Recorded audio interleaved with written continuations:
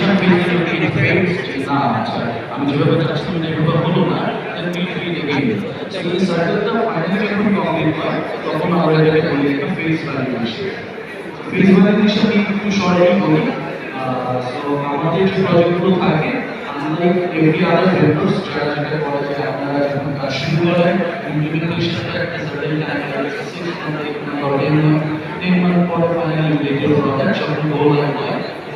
then only you can like start using of the system and system তো তখন আপনারা employee use করতে পারেন তো আমরা যেটা করি আমাদেরকে ডিফারেন্ট ফেজেস আসলে ডিভাইড করে দিই যেটা আপনার সেলস ফ্লোটা কমপ্লিট হয়ে গেল we get started with the training for those employees and then ওটাকে আমরা গোলাইভ করে দিই সো সেই জায়গাটা আমি এখানে দেখালাম and finally then আমাদের আসলে সাপোর্টটাও ফাংশনাল এবং টেকনিক্যাল দুই অ্যাসপেক্ট থেকে আপনারা পেতে পারেন সাপোর্টের ব্যাপারে যেটা বলবো যে অ্যাক্রস এনি টাইম জোন আপনারা আসলে 24/6 এই সাপোর্টটা পাবেন সেটা হচ্ছে যে আমাদের যেহেতু ডিফারেন্ট কান্ট্রিজে আসলে অফিস আছে সেখান থেকে কোনো না কোনো অফিসে আসলে আপনার যে সাপোর্টটি অলওয়েজ অ্যাভেলেবল থাকে